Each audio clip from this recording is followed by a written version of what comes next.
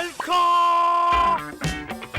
안녕하십니까. 이판사판 스포츠 토크 이광용의 옐카 3 한준현 이거 좋아하시잖아요. 3 경거망동, 오두방정. 예. 네. 아 젊어지고 싶은, 어려지고 싶은 마음에. 하긴 이광용 아나운서가 이제 나이가 꽤 됐어. 예, 유럽 축구가 돌아왔습니다. 분데스리가는 뭐 일찌감치 재개했고요.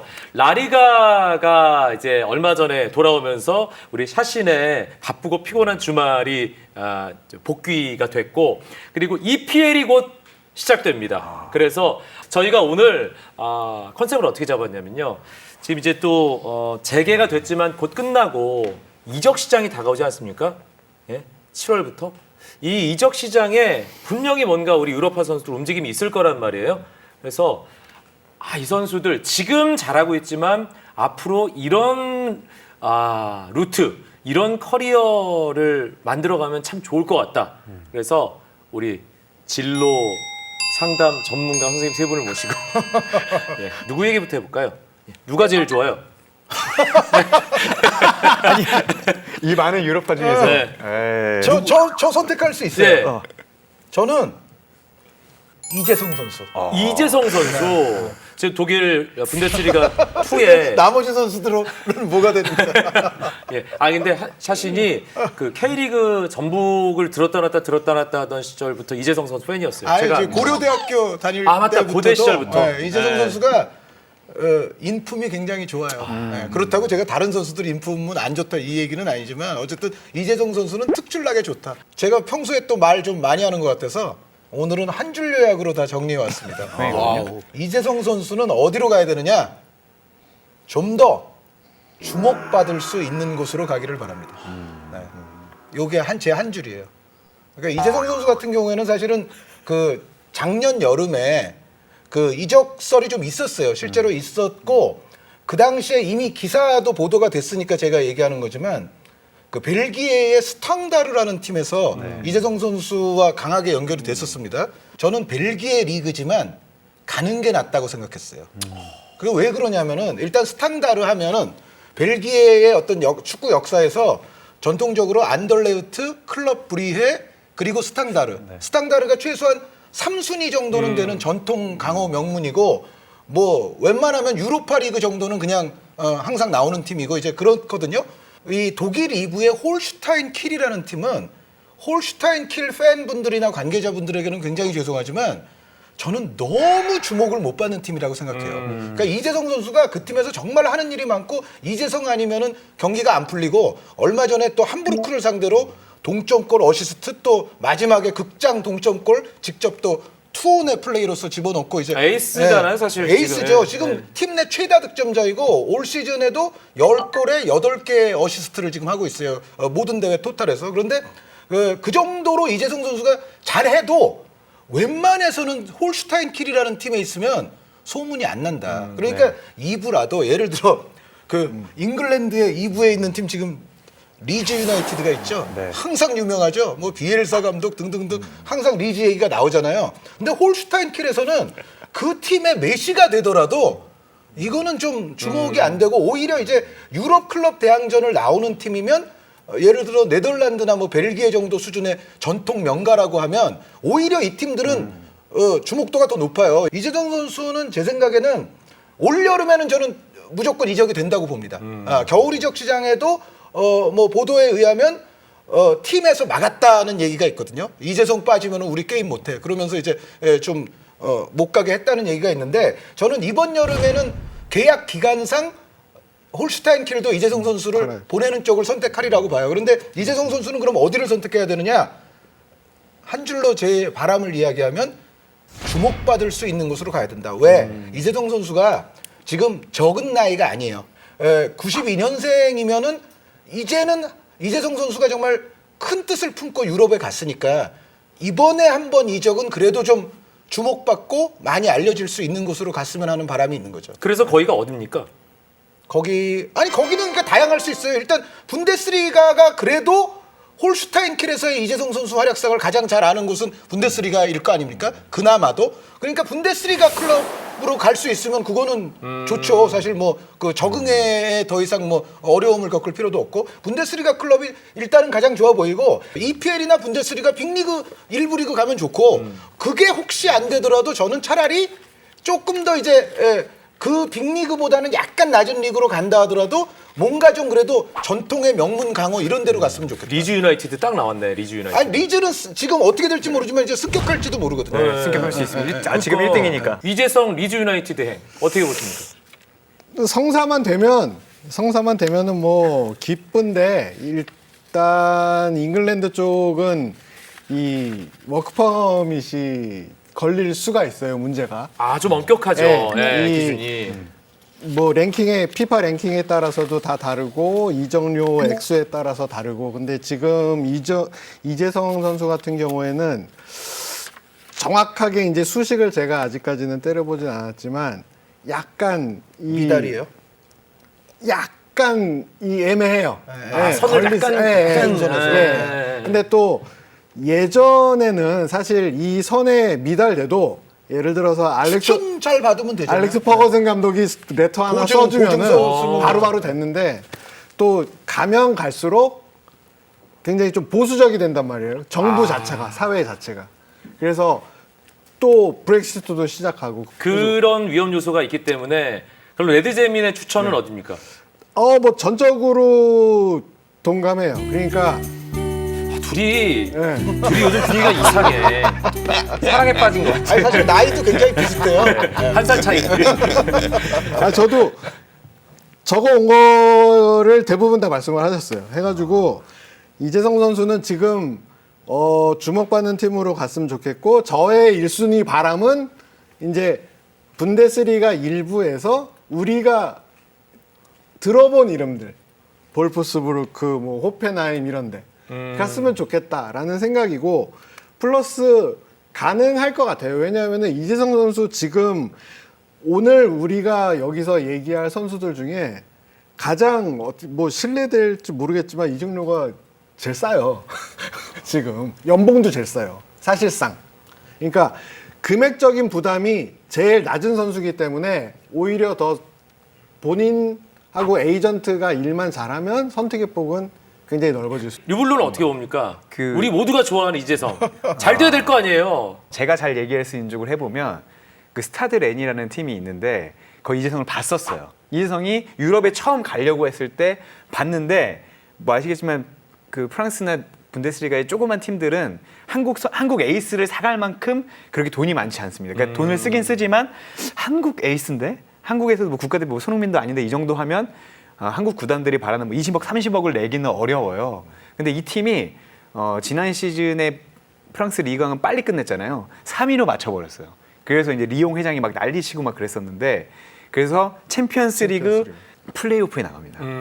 이 팀이 이제 챔피언스 리그 이제 예선전에 나가는데 전력 보강 필요하겠네요. 네, 전력 보강이 필요하고 저는 말씀하셨듯이 이재성 선수가 여기서 뭐 에이스가 되라 이런 것보다 한 시즌 정도 뛸 수 있다면 상당히 괜찮을 것 같아요. 야, 이제 독어 겨우 배웠는데 그러니까 근데 그게 좀 문제입니다. 이제 불어를 이재성 선수가 어쨌든 경험도 있고 하니까 저는 제가 보고 싶은 바람은 여기 가서 뛰어도 괜찮겠다. 근데 다만 분데스리가가 1순위고 분데스리가에 연결된 팀들이 다 안 되면 물론 여기가 이제 챔피언스리그 나올 수 있는 좋은 팀이지만 여기 정도도 괜찮지 않을까. 왜냐면 이재성 선수는 봤던 데니까. 네. 기승전 불이야.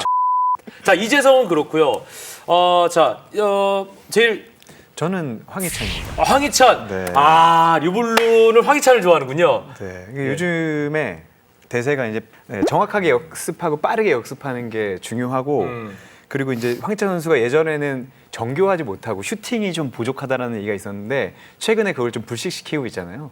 저는 황희찬이 이제 올라왔고 이제는 좀 더 주목받는 곳으로 가야 된다. 물론 오스트리아에서 레드불 짤즈부르크 정말 좋은 팀이지만 더 주목을 받고 오스트리아 리그를 넘어서서 내가 세계적인 선수가 될 수 있다는 걸 보여줄 시기인 것 같아요. 그래서 저는 황희찬 선수가 지금 이적이 적기고 제가 정말 좋아하는 유형의 선수입니다. 그래서 어디로 가려고요?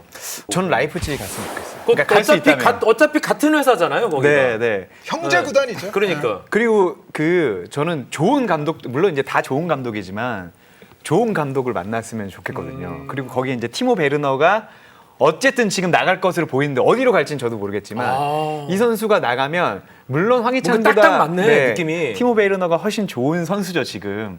더 정교한 선수고 골을 그렇게 많이 넣는 30 몇 골 넣은 그렇죠, 선수 30 몇 골 넣은 아닙니까? 선수인데 지금 어쨌든 황희찬 선수가 올라올 때 기회를 많이 받을 수 있는 곳 물론 가면 또 경쟁해야겠지만 티모 베르너 같은 롤을 맡을 수 있는 라이프치히에 가서 나겔스만 형님하고 잘해봤으면 좋겠다. 갈 수 있다면 저는 라이프치히에 갔으면 좋겠습니다. 라이프치히. 그리고 이제 말씀하셨듯이 같은 회사니까 네. 우리 회사 분위기 알지?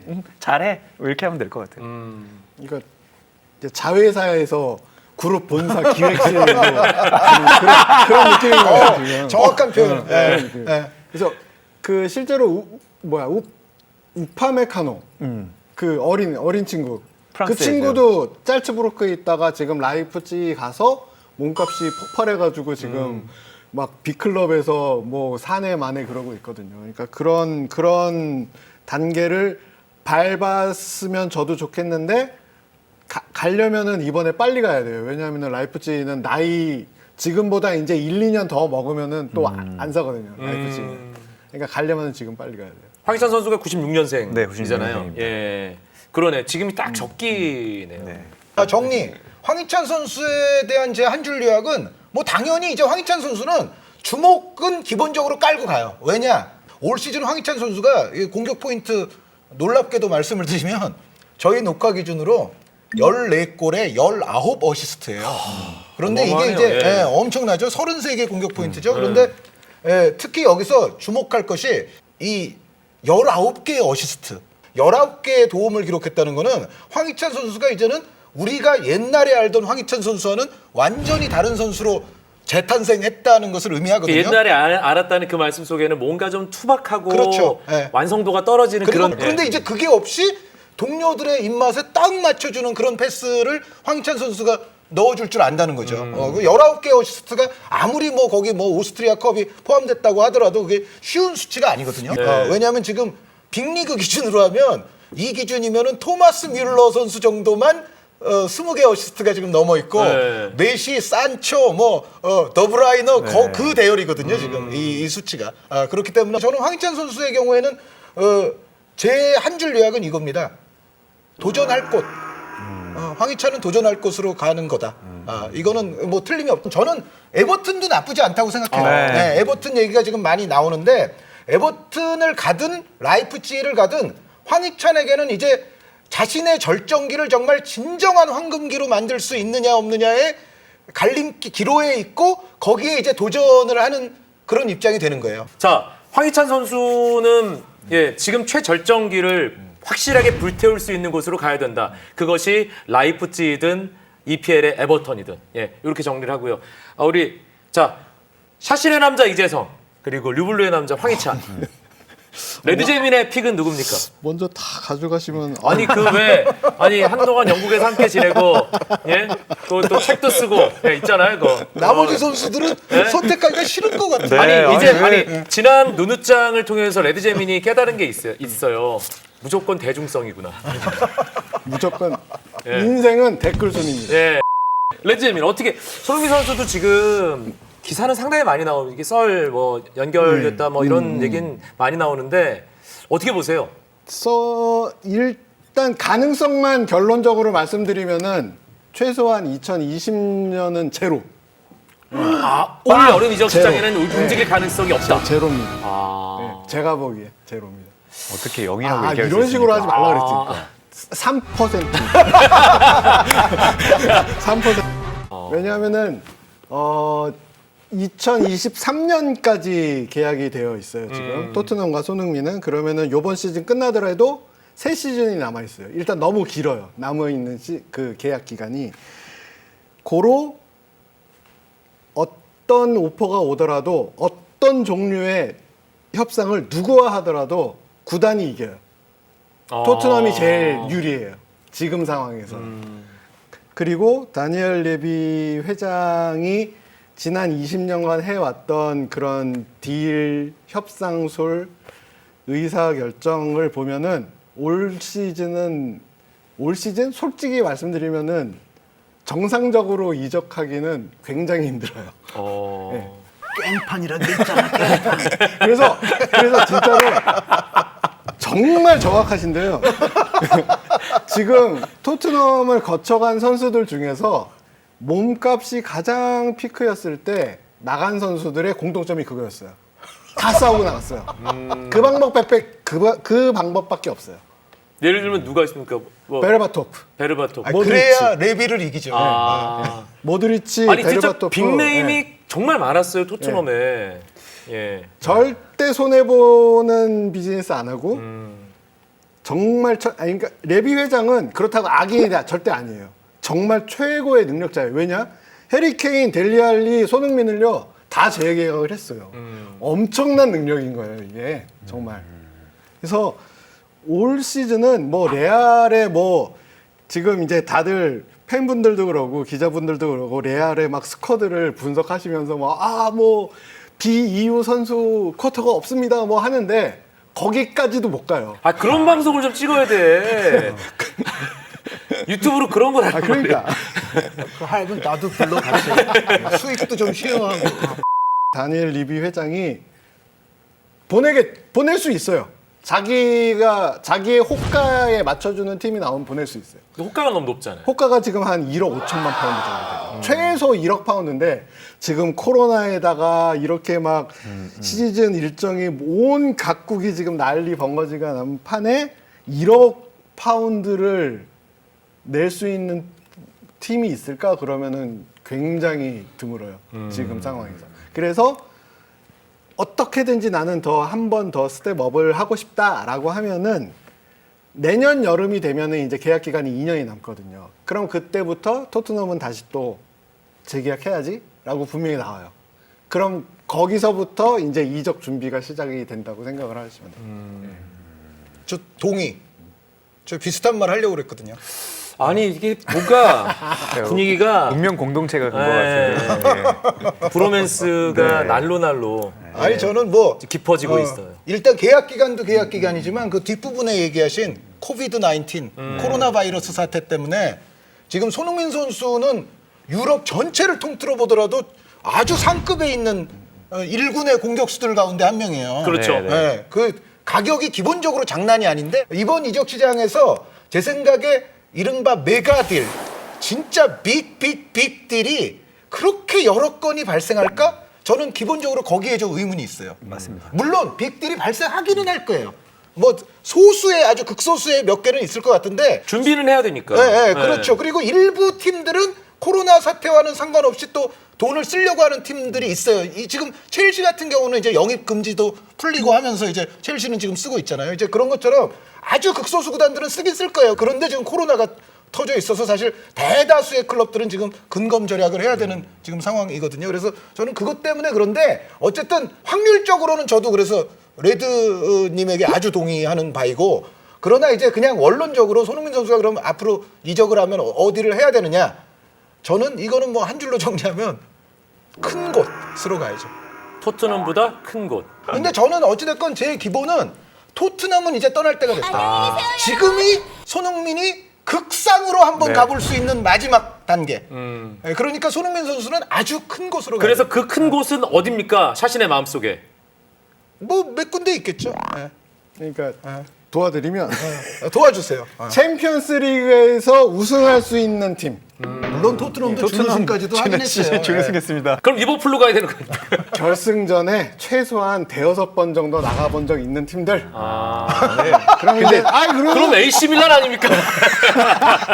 근데 왜 그러냐면은 선수 입장에서는 토트넘을 먼저 설득을 해야 돼요. 나는 지금 이 팀을 떠나려고 합니다.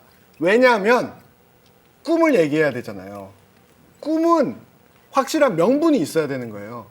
예를 들어서 레알 마드리드 가고 싶습니다. 그러면은 누가 레알보다 토트넘이 뭐가 뭐 부족해 이런 얘기 못해. 그런 얘기 못해요. 그러니까 그 정도 급으로 가기를 바라고요. 저도 언젠가는.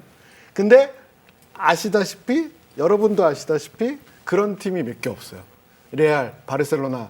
그러니까 우승 자체를 손흥민 선수가 제대로 경험을 못 해봤잖아요. 그렇죠. 리버풀, 맨시티, 레알, 바르셀로나, 유벤투스. 유벤투스, 바이에른 이 정도? 네, 딱 그 정도. 명분이 될 만한 데가 여기밖에 없어요. 그러니까 굉장히 간단해요. 손흥민이 나 갈 거야. 토트넘 팬들이 야 뭐가 부족해?라고 했을 때 나 여기 갈 건데? 라고 했을 때 인정.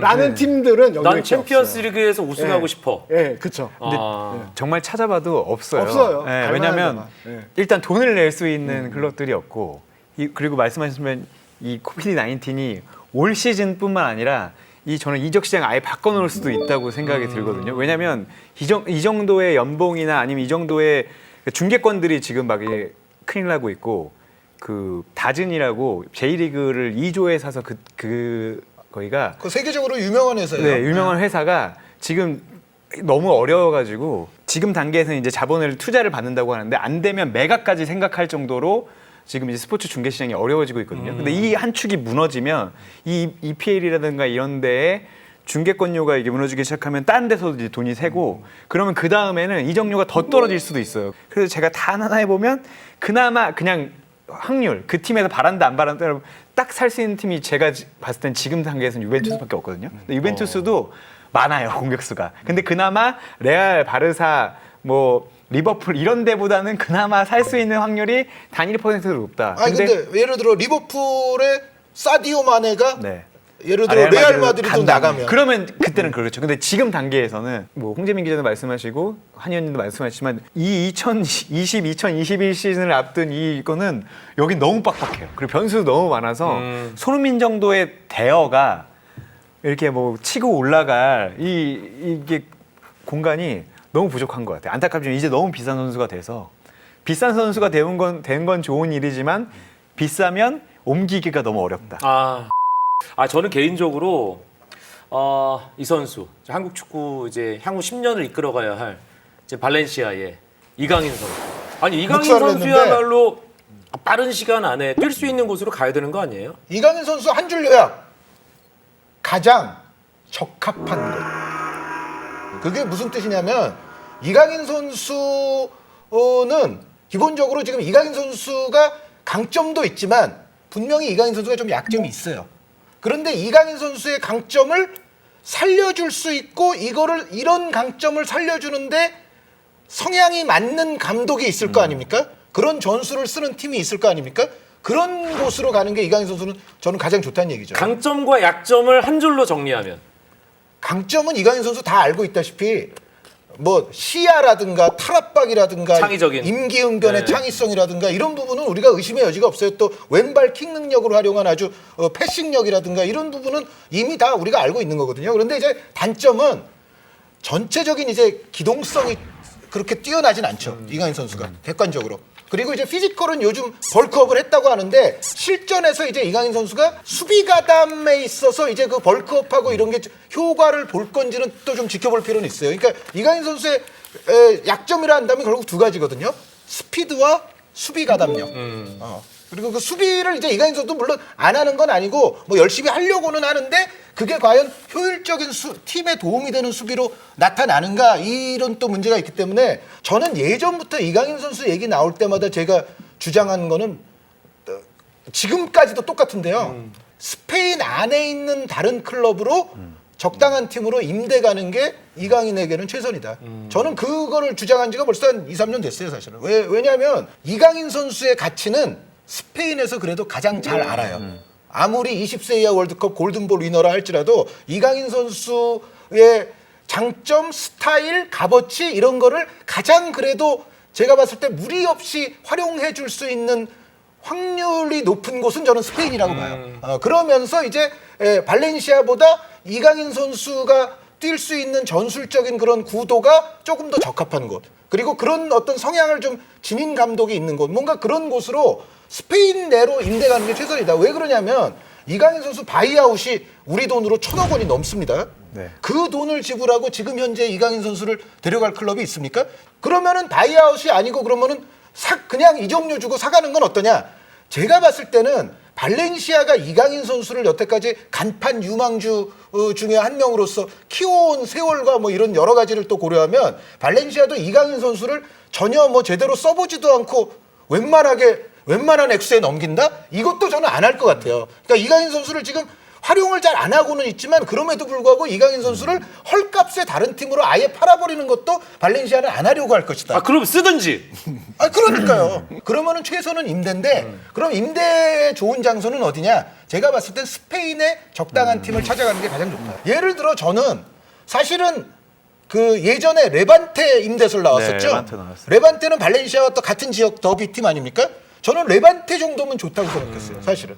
왜냐하면 레반테는 또 약간 창의적인 스타일의 미드필더를 좀 써왔던 스타일이에요. 예, 올 시즌은 약간 레반테도 4-4-2 포메이션을 주력으로 쓰면서 사실 지금 그렇진 않은데 그래도 예전 레반테 같으면 저는 레반테 나쁘지 않다. 그러니까 저는, 일단 실전을 괜찮다고 봐요. 좀 더 많이 치르면서 실력을 예. 증명할 수 있는 아이 그럼요. 그런 상황이 되어야 된다는 거죠. 예. 예. 우리가 선수의 가치 실력을 평가를 할 때 가장 기본값이 필요하단 말이에요. 출전. 근데 출전을 못하는 선수는 평가 자체가 불가능한 거예요. 보면은 지금 이강인 선수 우리는 뭐 한국인이니까 이렇게 응원하는 마음에서 굉장히 긍정적으로 보는데 지금 2001년생인데 지금까지 보니까 2부까지 다 합쳐가지고 55경기 뛰었어요. 그 다음에 1부 경기만 따지면 29경기. 지금 2001년생 뭐 가장 가까운 비교 쿠보하고 하면 쿠보 다케우사 선수는 1부 경기만 62경기 뛰었어요. 1부 경기만 2배 이상 뛰었어요. 다른 예를 들어서 같은 팀의 페란 토레스 100경기 넘었어요. 그때 선수가 지금 말씀드리는 비교하는 선수 거니까. 2000년생이에요. 다 한 살 딱 많은 거예요. 토레스 101경기, 홀란 108경기. 너무 위로 가시는데요, 지금? 그래서 아니 저는 뭘 말씀드리고 싶냐면은 그러니까 무조건 뛸 수 있는 팀에 빨리 가서 뛰어야 된다라는 걸 말씀드리고 싶은 거예요. 무조건 빨리 뛰는 팀을 찾아가야 돼요. 그리고 이제 그 다음에 한 의원님하고 생각이 약간 다른 게 뭐냐면은 적합한 팀으로 가는 것도 중요해요. 근데 저는 기본적으로 적합한 팀에서만 뛸 수는 없다고 생각을 하거든요. 선수라는 게. 그러면 지금 말씀하신 기동성, 실제로 대표팀 안에서도 정정용 감독하고 뭐 그런 대화를 나눴다고 들었어요. 감독님 저는 20세 월드컵 때? 이런 거 잘하고 이런 거는 좀 자신이 없습니다. 요게 바로 기동성 같은 그런 쪽이었어요. 그렇다면 지금 언제 어느 팀에서 어떤 감독과 뛸 수 있을지 모르는 거잖아요. 축구 선수는. 그러면은 지금 당연히 이거를 최대한 보완을 해야 되는 거예요. 이거를 높이든가 다른 걸 더 잘해가지고 이걸 완전히 상쇄를 시키든가 그런 노력을 해야지 감독이 안 맞아서 팀 스타일이 안 맞아서 이런 말을 하는 선수들의 공통점이 있죠. 못 뛰는 선수들이 항상 그런 말을 해요. 그러니까 저는 이강인만큼은 그런 그 이야기가 안 나오기를 정말 간절하게 바라요. 그런 선수군에 포함되면 안 네, 된다. 절대 안 돼요. 아주 예리한데 상당히 지금 선을 타고 있어요 지금. 네. 자, 위험한 선. 다음에 제가 알려드리겠습니다. 받으세요. 아니 그래서 저는 이제 두 분의 걸 저도 좀 좋았거든요. 제가 이제 준비해 온 게 그런 건데 저는 그래서 스페인으로 갔으면 좋겠지만 봤을 때 안 보내주더라고요. 프랑스 나온다. 프랑스. 왜냐면 이건 정말 기사가 나오고 있습니다. 제가 지금까지 준비해 왔어요. 마르세유, 보르도 뭐 또 있어요? 마르세유하고 니스 정도. 니스. 네. 기승전불. 아니 근데 이거는 기사가 나오고 있으니까. 그리고 냉정하게 얘기했을 때 뛸 수 있는 기회가 저도 제일 중요하다고 생각을 해요. 그러니까 그게 저도, 제일 중요하죠, 사실. 말씀하셨듯이 이 가치는 정말 안타깝지만 제가 뛰는 걸 제가 결정하는 건 아니지만 예전에 그 물론 이제 귀비 좀 이렇게 날 수 있지만 한때는 한국의 최고 유망주였던 정조욱 선수가 프랑스에 진출했을 때 그 얘기를 한 적이 있어요. 처음에는 나만 잘하면 되는 줄 알았다. 두 번째는 감독이 원하는 대로 하면 되는 줄 알았다. 근데 내가 여기 가서 보니까 팀이 원하는 선수가 돼야 된다. 결국에는 선수는 그래야 오래 뛸 수 있다. 왜냐면 감독도 바뀌니까. 근데 이강인 선수가 그런 측면에서 저는 되게 거친 데 가야 된다고 생각을 하는데 저는 1픽은 마르세유인데 왜냐하면 마르세유가 지금 막 싸우다가 안드레 빌라스 보아스가 나가니 많이 하다가 결국에 남았습니다. 그리고 수비사레타를 잘랐어요. 저희 한번 나왔던 디렉터를 자르고 여기에 가면 모르간 쌍송이라는 선수가 있는데 이 쌍송이 지금 더 큰 리그로 가려고 해요. 근데 이 선수가 미드필더죠. 미드필더인데 조금 유형이 다릅니다. 엄청 파이터예요. 그러니까 창의적인데 갖다 태클하고 뺏어서 바로 하는 이 선수 같은 유형을 찾고 있어요. 근데 다만 주전은 아닙니다.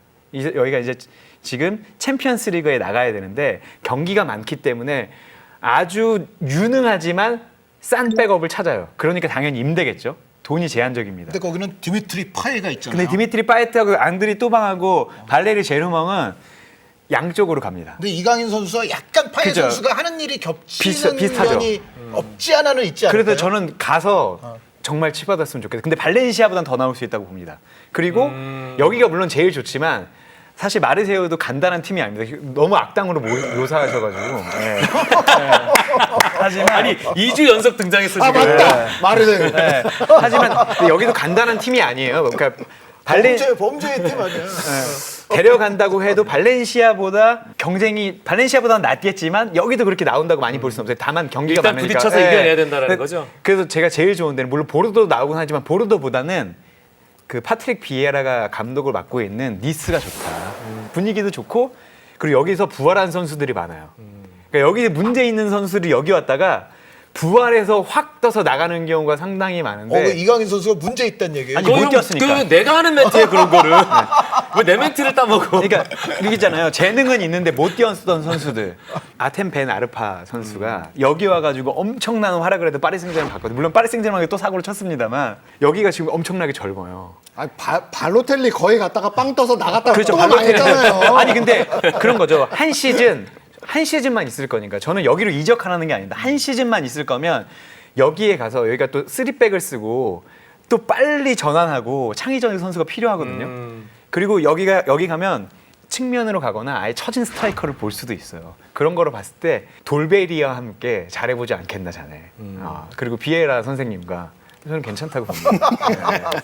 아니, 비에라 선생님과 류블루 그 유튜브를 네. 봉주르 블루에 뭐 괜찮은 것 누가 같아요. 불알람 이런 거 하래요. 영알람이 떴다고. 불알람? 불알람. 근데 이름이 좀 이상한데. 그래도 말씀하셨듯이 이강인도 그래도 나오면서 주목을 받아야죠. 일조 시간이 300일이 넘는 똑같은 발렌시아 비슷한 남부로 가서 그 대신 빡세게 싸우자. 하여튼 저희는 이강인 선수가 많이 뛰는 모습 그리고 이강인 선수가 많이 뛰면서 어떤 활약을 했다는 소식을 더 자주 듣고 싶다. 이 마음입니다. 열카 한 줄 요약으로 오늘 우리 유럽파 이적 관련 네. 상담소 마무리하도록 하겠습니다. 네. 류블루. 선수도 인생의 이제 단계처럼 계단이 있는데 그 단계에서 가장 화끈하게 싸울 수 있는 곳으로 갔으면 좋겠습니다. 모두가. 네, 모두가. 레드재민. 남의 인생 그 경로에 대해서 이러쿵 저러쿵 얘기하는 것도 좀 이 주제 넘는 얘기가 아닌가 싶기도 하지만 축구를 좋아하는 사람의 한 사람으로서 최소한 멋있는 결정을 내렸으면 좋겠어요. 어떤 결정을 내리든지 돈 때문에 돈 중요해요. 아는데 돈 때문에 하고 싶은 걸 못 하고 가고 싶은 팀을 못 가고 이런 일은 안 벌어졌으면 좋겠어요. 정말 유럽파는 한국 축구에 있어서 굉장히 위에 맨 위에 있는 몇 선수들 중에 한 명이란 말이에요. 그러면은 그만큼 멋있는 결정을 내려줬으면 좋겠어요. 이상 완벽한 타인의 바람이었습니다. 완벽한 타임. 또 뭐 드라마 우리 찍으시는 이거네요. 것 같아요. 우리가 돈이 없지. 그게 없냐? 샤신. 저요? 우리 KBS 스포츠 해설위원회에서 저와 나름 절친한 분이 한 분 계십니다. 이 복싱계 레전드 김광선 형님이라고. 광선이 형이 얼마 전부터 CF에 나오시더라고요. 매우 잘 됐으면 좋겠어. 정말 그 국산 브랜드. 네, 전 국민이 이제 그 모르는 사람이 없는 사람이 김광선이었어요. 맞아요. 네. 근데 그 형님의 그 CF에서의 말을 인용해서 저 한 줄요. 이 사전 설명이 너무 긴데 대한민국이 잘 됐으면 좋겠어. 뭐 그러시잖아요. 저는 우리 유럽파가 잘 됐으면 좋겠어. 끝. 빌드업이 없었으면 큰일 날 뻔했네. 연기력이 요즘에 나날이 늘어나시는 것 같습니다. 저는 열카에 출연한 선수들이 잘 됐으면 좋겠어요.